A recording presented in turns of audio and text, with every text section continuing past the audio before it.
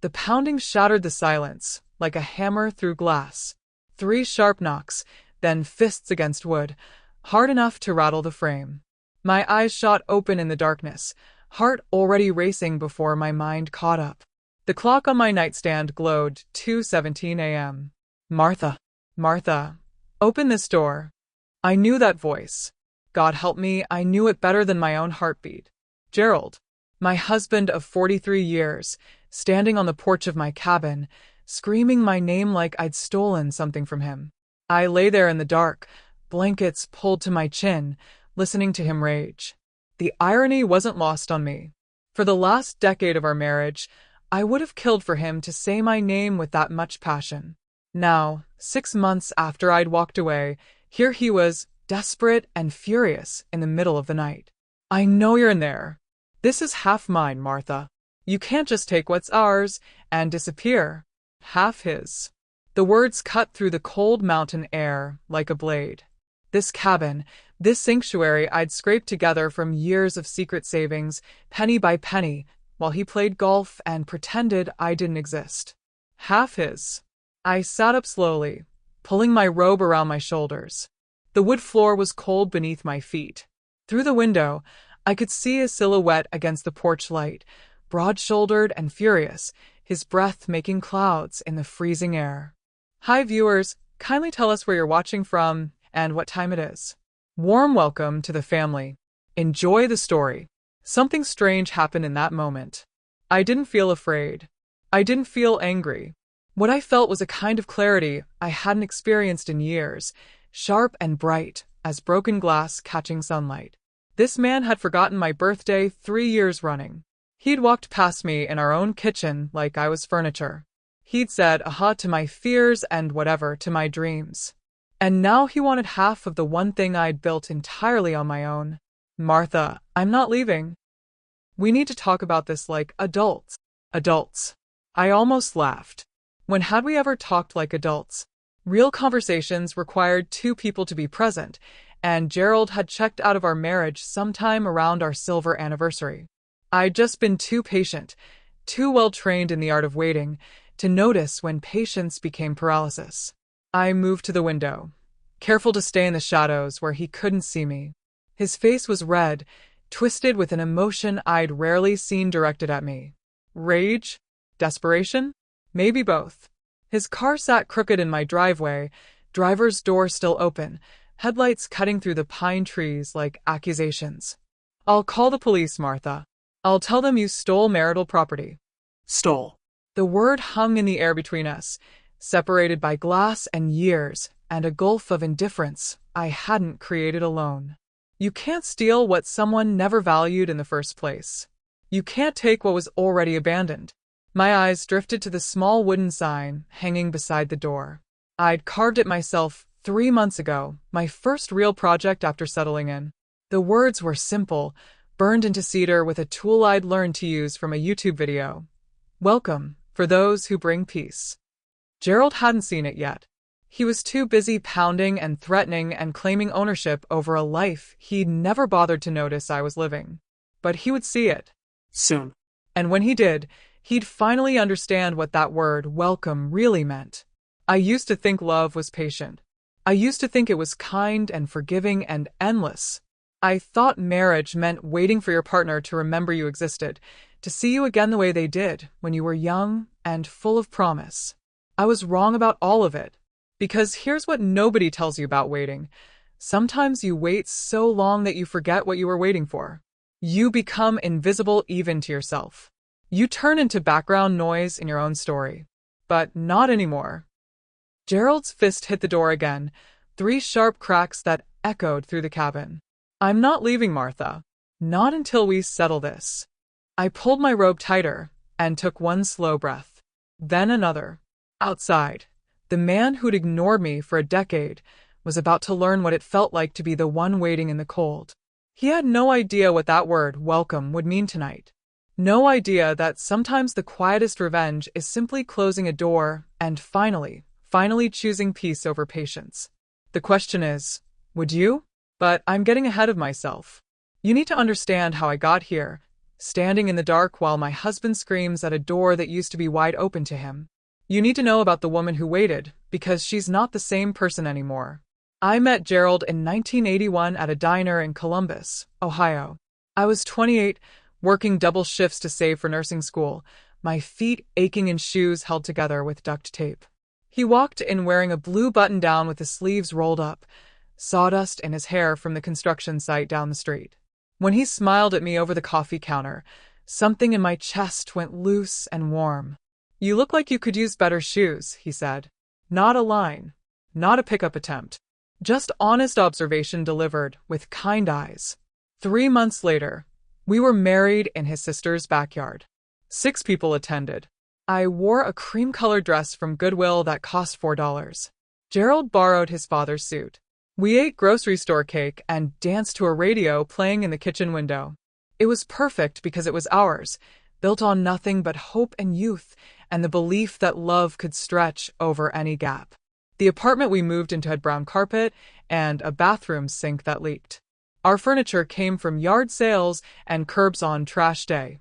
We painted the walls ourselves, arguing cheerfully about whether beige or cream made more sense, both of us covered in paint by the end. At night, we'd sit on our mismatched couch planning a future that felt inevitable. 3 kids maybe. A house with a yard. Vacations to beaches we'd never seen. Growing old together, holding hands on a porch swing. I got pregnant with Danny when I was 30. Gerald worked 60-hour weeks to keep us afloat while I stayed home, learning how to be a mother while my body forgot how to be just mine. Then came Sarah 2 years later, and Michael 3 years after that. The apartment got smaller. The bills got bigger. Gerald's hours got longer. Somewhere in those years, between diaper changes and school pickups and trying to stretch hamburger meat over 5 dinners, I stopped being Martha and became mom. Wife. The woman who knew where everything was and remembered everyone's schedules and made sure life ran smoothly. I didn't mind, not really. That's what you do when you build a family. You become the foundation, solid and reliable and invisible. But foundations crack. It started small. Gerald coming home too tired to talk about my day. Grunting responses to my questions. Falling asleep on the couch before I could tell him about the parent-teacher conference or the leak under the sink. I told myself it was just a phase. He was working hard. Providing. Being a good man. The kids grew up and moved out. Danny to Seattle, Sarah to Atlanta, Michael to somewhere in Arizona we could barely pronounce. Suddenly, it was just Gerald and me in a house that echoed with absence. I thought maybe we'd find each other again, the way we were in that paint-covered apartment. I thought we'd have time to remember why we started. Instead, the silence got louder. Would you have noticed it happening, or would you have made the same excuses I did? Drop a comment if you've ever told yourself it's just a phase, until the phase became your whole life. Gerald took up golf. Polka nights. A workshop in the garage where he spent Saturdays building furniture he never brought inside. I took up waiting. Waiting for him to ask about my day. Waiting for him to notice I'd cut my hair. Waiting for him to remember that I existed beyond meals and laundry and someone to split the mortgage with. I thought I'd built a life with this man. But what I really built was a waiting room, and I was the only one sitting in it. My 67th birthday fell on a Tuesday. I woke up that morning with a strange flutter in my chest, the kind of cautious hope you feel when you know you're probably being foolish, but can't help yourself. Maybe this year would be different. Maybe Gerald would remember, without me dropping hints. Maybe I'd get flowers or a card, or just 5 minutes of his full attention. I made breakfast like always. Scrambled eggs, toast, coffee strong enough to strip paint. Gerald came down in his work clothes, eyes on his phone, scrolling through something that made his face blank and distant. Morning, I said, putting his plate in front of him. Not even a real word. Just a sound that meant he'd registered my presence the way you register background music in a grocery store. I sat across from him with my own plate, watching him eat without looking up. The eggs turned to paste in my mouth. Any plans today? I tried. Same as always. Got that Hendrix job. Might run late. He shoveled eggs. Checked his phone. Drank coffee. Stood up, put his plate in the sink without rinsing it, and grabbed his keys from the hook. I waited, my heart hammering against my ribs like a bird against a window. Say it. Notice. Remember. See you tonight, he said and walked out. The door clicked shut. The house went quiet except for the hum of the refrigerator and the rushing sound in my ears that might have been blood or tears or 40 years of swallowed words finally demanding to be heard. He forgot. Again. Sarah called at noon. Happy birthday, Mom. How's your day going? Did Dad do anything special? Elite. Oh, you know your father. He's got something planned for tonight, I'm sure. That's great. You two deserve a nice night out. After we hung up, I sat at the kitchen table staring at the calendar on the wall. My birthday circled in red marker. 3 birthdays in a row now. 3 years of waking up hoping and going to bed disappointed. The first year, I'd convinced myself he'd been distracted by a work crisis. The second year, I'd left hints so obvious a stranger would have caught them. This year, I'd done nothing, testing whether he'd remember on his own. He didn't. Gerald came home at 8:30 that night carrying takeout Chinese food, the same thing he brought every Tuesday because it was 2 for 1 night at the place by his work. He ate in front of the TV, watching some show about people renovating houses. I sat beside him picking at lo mein, waiting for it to click, for him to suddenly remember and apologize and make it right. He fell asleep in his recliner at 9:15. I covered him with a blanket from the back of the couch, stood there looking at his face slack with sleep, and felt something inside me finally break loose. Not anger, not even sadness, just a cold, clear understanding that I'd become invisible in my own home. I was the woman who made the eggs and did the laundry and kept the house running, but I wasn't a person anymore. I wasn't Martha. I was just function and routine, as noticeable as the wallpaper. Have you ever loved someone who made you feel invisible? Hit that like button if you understand what that silence feels like when the person you married stops seeing you as human. I started keeping track after that.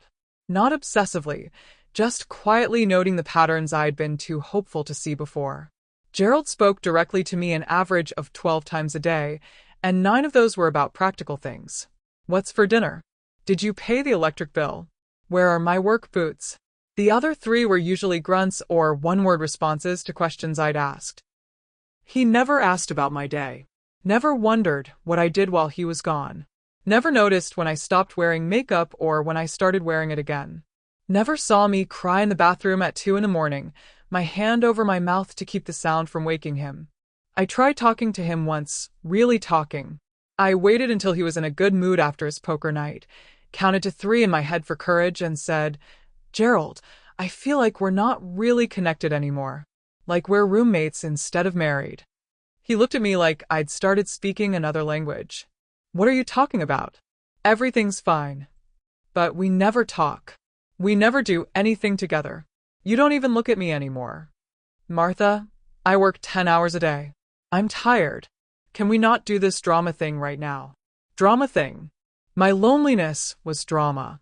My need to be seen by my own husband was an inconvenience. I watched him turn back to his phone, the conversation already forgotten, and something crystallized in the center of my chest. Hard and sharp and cold. The silence between us became louder than our vows. Winter came early that year. Snow in October, the kind that sticks and doesn't melt, turning everything gray and heavy. I started waking up before dawn, lying in bed next to Gerald's sleeping form, wondering who I'd become. When had I learned to make myself so small? When had I decided that being patient meant disappearing? I was 70 years old, and I'd spent the last decade of my life trying to earn attention from a man who'd promised to cherish me. I'd become someone I didn't recognize. My whole identity had shrunk down to wife, mother, keeper of the house. When people asked about me, I talked about Gerald's work or the kids' lives. I had no hobbies that weren't domestic. No friends who were mine alone. No thoughts that didn't revolve around other people's needs. I'd erased myself so gradually I hadn't noticed it happening. One morning in November, I tried something. Gerald came down for breakfast and I didn't have it ready. I sat at the table with my coffee, still in my nightgown, reading a library book about a woman who hiked the Pacific Crest Trail alone. "Eggs ready?" he asked, already moving toward the stove. I didn't make any. He stopped, Turned. looked at me like the furniture had started talking. What? I didn't make breakfast. I figured you could make your own today. Something flickered across his face. Confusion? Annoyance? He covered it quickly with a shrug. Fine. I'll grab something on the way. He left 10 minutes later. Didn't kiss me goodbye. Didn't ask if I was feeling okay or if something was wrong.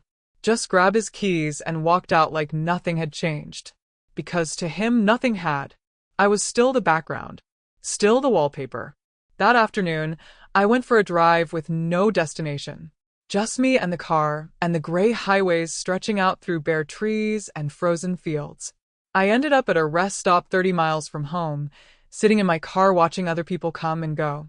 Families, couples, Solo travelers. all of them moving with purpose while I sat in limbo, not sure how to get back to being a person with wants and dreams and a life separate from other people's needs. My phone buzzed. Sarah checking in. Everything okay, Mom? Dad said you were acting weird this morning. Acting weird. Wanting to read a book instead of cooking eggs was weird. I typed back fine, honey, and put the phone away. I knew what people would say if I tried to explain. You've been married 43 years, they'd tell me. That's just what happens. Love changes. Passion fades. You can't expect romance at your age. Be grateful he doesn't cheat or drink or hit you. Stop complaining about being ignored when so many women have it worse. But here's what nobody tells you about emotional neglect. It's death by 1,000 paper cuts. Each one barely noticeable. Each one just small enough to excuse. Until one day you look down and realize you're bleeding out and nobody sees it because the wounds don't show. Gerald didn't hate me. He just didn't think about me. I'd become so much a part of the landscape of his life that he'd stopped seeing me as separate from the house, the routine, the comfortable numbness of habit. I thought about my mother, who'd stayed with my father through 52 years of benign indifference. She died 6 months after he did, like she'd only been waiting for permission to stop existing. I thought about my grandmother, who told me once that a good wife makes peace with loneliness.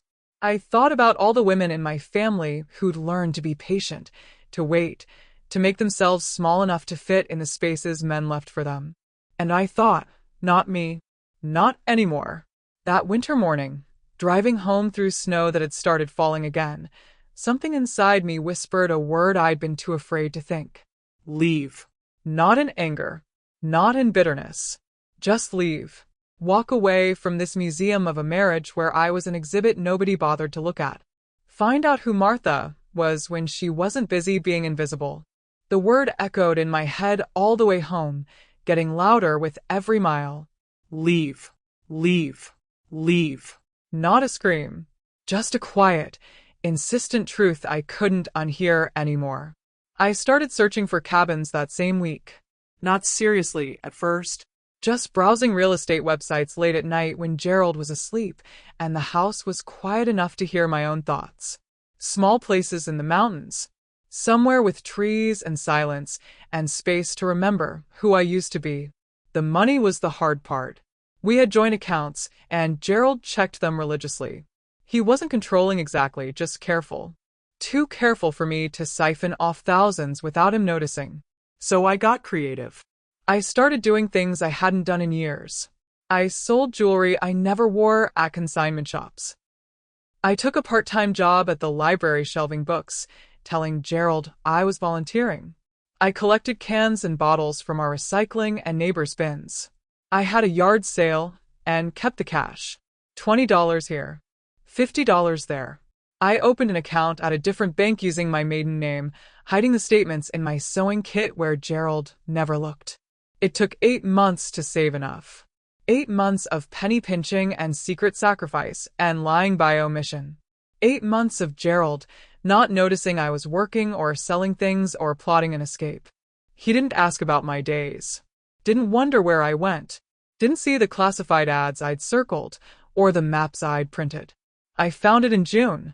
A small cabin 2 hours north, tucked back in the woods down a dirt road that barely showed up on GPS. 800 square feet, 1 bedroom, a porch that wrapped around 3 sides.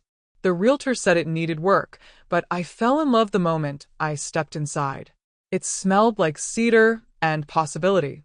The windows looked out on pine trees and sky. Standing in that empty space, I could breathe deeper than I had in years. "I'll take it," I told the realtor. "Don't you want to bring your husband to see it first?" No. "This one's mine." I paid in cash and checks from my secret account. The cabin cost $38,000, every penny I'd scraped together, plus closing costs that made me wince. But it was mine. Legally, completely mine. I'd bought it using money I'd earned or saved separately. Gerald's name was nowhere on the deed. I made the mistake of telling him about it one night in July. Not the whole truth. Just that I'd found a little place in the mountains where I might spend some time. He was watching TV, half paying attention. Mountains? What for? I thought it might be nice to have a quiet place. Maybe do some gardening. Some reading. He glanced at me, then back at the screen. Sounds expensive. I've been saving. From the library job. What library job? I'd been working there for 8 months. 8 months of leaving the house 3 days a week, coming home tired, mentioning what books I'd shelved or patrons I'd helped. He'd never registered any of it. The job I've had since November, Gerald. Oh. Right. He didn't sound embarrassed or guilty. Just vaguely confused that I expected him to have retained this information. Well, don't spend too much. We need to think about retirement. His retirement. His plans. His future. Not once did he ask where the cabin was or what it looked like or if he could come see it. Not once did he wonder why his wife of 4 decades suddenly needed a place to escape to. "I might spend a lot of time there," I said, testing the waters. "More than you think." He laughed. Actually laughed. Not mean, just dismissive. "Sure, Martha. You've never been away from home for more than a week in your whole life. You'll get bored after a month and come running back." I didn't argue. I just smiled and nodded and let him believe what he wanted to believe. That I was predictable. That I was harmless. That I would always be there, waiting in the background, making eggs and doing laundry, and never demanding to be seen. But I knew something he didn't. I knew that patience has a limit. That invisible women eventually disappear completely. That the quietest exits are the ones you never see coming. He laughed when I said I'd spend more time there than he thought. But he wasn't laughing for long. I left on a Tuesday morning in September. Chose Tuesday because it was ordinary, unremarkable, the kind of day that slips past without anyone noticing. Gerald had already gone to work. The house was quiet except for the tick of the kitchen clock and my own heartbeat drumming in my ears. I'd packed over the previous month, a little at a time. Clothes I actually liked instead of the practical things I'd worn for years. Books I'd been meaning to read. Photos of the kids, but none of our wedding. Kitchen items Gerald had never seen me use. Everything fit in my car with room to spare. 43 years of marriage, and my whole life packed into a Honda Civic. The hardest part was the letter. I must have written 20 versions, crossing out words and starting over, trying to find the right tone. Not angry. Not bitter. Just honest. I finally settled on something simple, left it on the kitchen table weighted down with his coffee mug. "Gerald, I'm not running away. I'm walking toward peace. You'll find everything you need in the freezer and the linen closet. The bills are paid through October. I've left my lawyer's number if you need to reach me about paperwork. I hope you find whatever it is you've been looking for all these years." I finally found what I was looking for, and it wasn't in this house. "Martha." I read it 3 times, my hand shaking. Then I set down my house key beside it, the one I'd carried for 40 years, worn smooth from my pocket. I didn't cry. I'd done all my crying already, late nights in the bathroom with the water running so he wouldn't hear. This wasn't sadness. This was surgery cutting away something that had stopped being healthy a long time ago. The drive to the cabin took 2 hours and felt like traveling to another country. With every mile, something inside me loosened. The knot in my chest, the weight on my shoulders, the constant vigilance of trying to be enough for someone who'd stopped looking. By the time I turned onto the dirt road that led to my new home, I was breathing like I'd just surfaced after being underwater too long. I moved in slowly over the next week. Arranged furniture. Hung curtains I'd sewn myself. Planted herbs in pots on the porch. Put my books on shelves and my clothes in the closet and my favorite coffee mug on the counter, where I could see it every morning. Every small choice felt revolutionary. This lamp here, not because Gerald preferred it, but because I liked the warm light. This color on the walls because it made me happy. This life because I chose it. My phone stayed mostly silent. The kids called, confused but trying to be supportive. Are you getting divorced? Sarah asked carefully. I don't know yet. Right now I'm just learning how to be Martha again. And Dad? How's he taking it? I haven't heard from him. 3 weeks passed. Then 4. Then 6. Not a single call from Gerald. Not a text. Not an email. Nothing.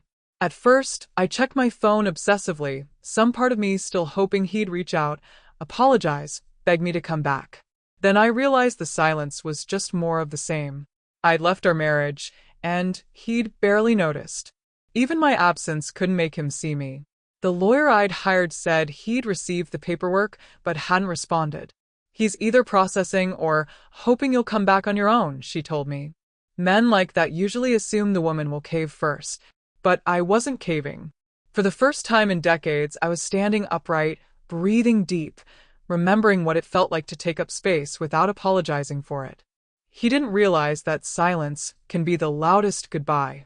The cabin taught me things I'd forgotten. How to wake up slowly, without rushing to make someone else's breakfast.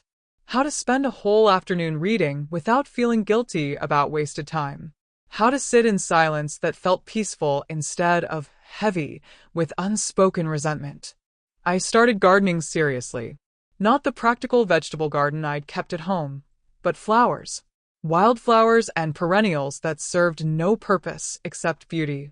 I planted them in beds around the cabin, getting dirt under my fingernails and sun on my face. Every morning I'd walk the property with my coffee, checking what had bloomed overnight, pulling weeds, talking to the plants like they were old friends. I took up painting. Terrible paintings at first, clumsy and childish, but they were mine. I hung them on my walls anyway, crooked landscapes and wonky still lives that made me smile. I learned to identify birds by their calls. Started baking bread from scratch, filling the cabin with yeast and warmth. Took long walks on the dirt road, waving at the few neighbors scattered through the woods. One woman, Helen, stopped by in October with a basket of apples from her tree. Saw you'd moved in, she said. Welcome to the mountain. You here alone? Just me. Good for you. I've been alone up here 15 years, since my husband passed. Best years of my life, if I'm honest. We became friends. Real friends. Not the surface-level friendships I'd had before where we only talked about our families and never ourselves. Helen was 74, sharp as a tack, with opinions about everything and zero tolerance for nonsense. She taught me how to can vegetables and told me stories about her own marriage, the slow fade of connection, the relief she'd felt when it ended. You feel guilty? I asked her once. For what? Being happy? That's what they want you to feel. Guilty for choosing yourself. Selfish for wanting peace. But here's what I learned. You can't save a marriage by drowning in it. The leaves turned gold and red. The air got crisp. I bought a quart of firewood and learned how to build proper fires in the wood stove. Spent evenings wrapped in blankets, reading by firelight, listening to the wind in the pines. The loneliness I'd expected never came. Instead, I found something better. Solitude. The kind that heals instead of hollows. I thought about Gerald sometimes. Wondered if he was eating properly, or if the house was falling apart. Wondered if he missed me at all, or if he'd just replaced me with takeout and a cleaning service. But mostly I didn't think about him. I was too busy remembering who Martha was beneath 40 years of being someone's wife. December came cold and white.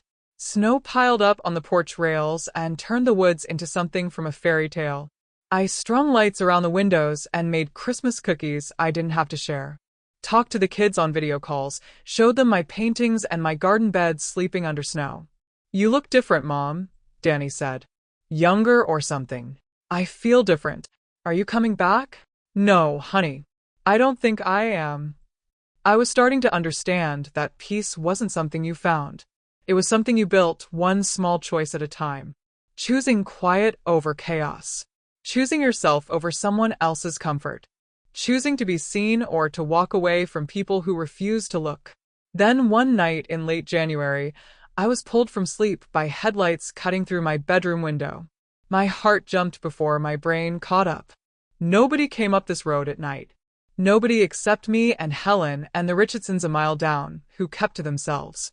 I got up, moved to the window, watched a car slow at the bottom of my driveway.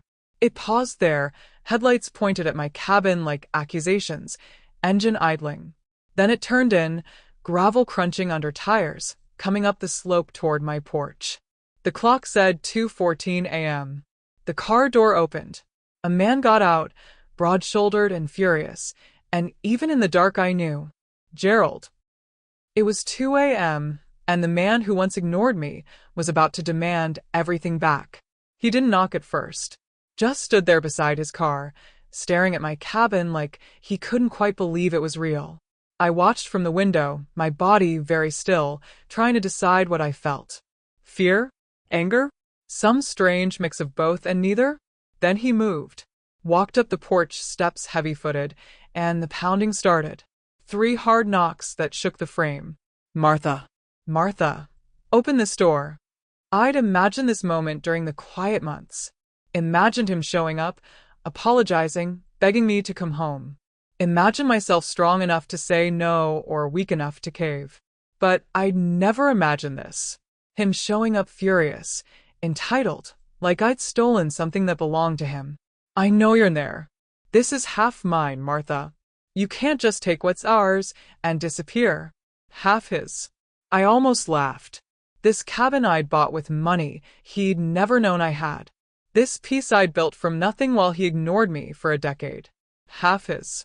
I pulled on my robe and moved to the door, but didn't open it. Gerald. It's 2 a.m. What are you doing here? What am I doing? What are you doing? You left. You just walked out without a real conversation. I left you a letter. A letter. 43 years, and I get a letter. My hand stayed on the doorknob, but I didn't turn it. What did you want? A conversation? When was the last time we had one of those? When was the last time you asked about my day, or remembered my birthday, or looked at me like I was a person instead of furniture? Silence. Then, that's not fair. Isn't it? Tell me my birthday, Gerald. Right now. What day was I born? Nothing. The silence stretched so long I could hear him breathing on the other side of the door, fast and shallow. That's what I thought. This cabin, he said, voice shifting to something harder. This is marital property. You can't just buy something without telling me. I bought it with my own money. For my job. The job you didn't know I had because you never asked. We're married. What's yours is mine. And there it was. The thing I'd known but hadn't let myself see for years. I was his only when he wanted something. His wife when it was convenient, his property when it served him, but never his partner. Never his equal. Never seen. Have you ever realized someone only valued you for what you could give them? Comment below if you've ever been claimed as property instead of loved as a person. Go home, Gerald. I'm not leaving. Not until we talk about this like adults. We never talk like adults. We talked like a man and his housekeeper. You gave orders. I followed them. You lived your life. I made it possible. That's not a marriage. That's servitude. That's not true. I provided for you. I worked my whole life to give you a home. You gave me a house. I was the one who made it a home. And you never once noticed the difference. I heard him hit the door with his palm. Not violent, just frustrated. Martha, please. Just open the door. Let's talk face to face. Why? So you can convince me to come back? So I can go back to being invisible while you play golf and watch TV and pretend I don't exist. I never pretended you didn't exist. You forgot my birthday 3 years running. You don't know what job I had. You haven't asked me a real question about my life in over a decade. Gerald, I could have died in that house and you wouldn't have noticed until you ran out of clean socks. The truth of it hung in the cold air between us. I heard him breathing, processing, trying to find an argument that would make him right and me wrong. But there wasn't one. We both knew it. This cabin is mine, I said quietly. Legali mine. I bought it. I own it. Your name isn't on anything. You have no claim here. Fine. Fine, keep your stupid cabin. But you're still my wife. You can't just throw away 43 years. I didn't throw them away. I saved myself from drowning in them. I heard footsteps. He was pacing on the porch now, agitated. Then they stopped. What's this sign? My heart did something complicated. The welcome sign. He'd finally seen it. Martha, what does this mean? Welcome. For those who bring peace. That's pointed. That's about me. It's about anyone who comes to my door. Peace or nothing. I'm your husband. You're a man who forgot what partnership looks like. You want to be welcome here? Then bring peace. Not demands. Not claims. Not rage at 2 a.m. Peace. Long silence. I could picture him standing there reading those words over and over, trying to twist them into something that didn't indict him. Failing. You built walls, Gerald. I said, my voice steady now. You built walls around yourself and called it a marriage. You shut me out year after year until I was just an echo in an empty house. I didn't leave you. You left me a long time ago. I just finally stopped pretending I wasn't alone. He stepped back from the door. I heard it in the creak of the porch boards. Not because I'd pushed him away, but because the truth finally did. I didn't hear his car leave until nearly 3 a.m. He sat out there for almost half an hour, engine running, headlights cutting through the dark. Part of me worried he'd start pounding again. Part of me hoped he'd drive away and never come back. He did the latter. The sound of gravel under tires faded down the mountain. Then silence. The kind of silence that feels like an ending. I didn't sleep the rest of that night. Just sat in my chair by the window, wrapped in blankets, watching darkness turn to gray and then to the pale gold of winter sunrise. The pines went from black shapes to green detail. Steam rose from my coffee. The world woke up slow and peaceful, and I was part of it. Morning came clear and cold. When I went outside to fill the bird feeder, I saw them. Footprints in the frost. Gerald's boots had left marks all over my porch, frantic pacing patterns that told a story of frustration and confusion. They led down the steps, circled his car, stopped at the welcome sign. Then they went to the driveway and disappeared. Lonely marks fading as the sun hit them. By noon they'd be gone completely, melted into nothing, like they'd never been there at all. I stood looking at those footprints for a long time, thinking about the man who'd made them, wondering if he'd understood anything I said or if he'd driven home angry, already twisting my words into something that made him the victim, wondering if he'd tell people I'd abandoned him, that I was selfish and cruel, that he'd been a good husband and I'd thrown it away. Let him, I thought. Let him tell whatever story he needs to tell. I know the truth. I lived it. Helen came by around 10 with fresh bread. Saw a car up here late last night. Everything okay? My husband. Ex-husband. I don't know what he is anymore. He give you trouble? He tried. But the door stayed closed. She smiled, squeezed my shoulder. Good. You keep it closed to anyone who doesn't bring peace. That's the rule. We had coffee on the porch despite the cold, bundled in coats, watching chickadees fight over the feeder. Helen told me about her daughter, who was coming to visit in March. I told her about the painting class I'd signed up for at the community center. Normal conversation. The kind that doesn't have to mean anything except connection. After she left, I went inside and looked at my reflection in the bathroom mirror. Really looked. The woman staring back had gray hair she'd stopped dyeing. Lines around her eyes from smiling. No makeup. Flannel shirt and jeans. She looked tired but solid. Present. Real. Hello, Martha, I said out loud. Welcome home. The days after that were quiet. Gerald didn't come back. Didn't call. The lawyer said he'd finally signed the separation papers, probably on advice from his own attorney, who'd explained he had no legal claim to my cabin. The divorce would take months to finalize, but it was moving forward. Ending something that had ended years ago in everything but paperwork. I thought I'd feel guilty or sad. I thought there'd be regret or second guessing. But mostly what I felt was relief. The kind that comes when you finally stop carrying something heavy.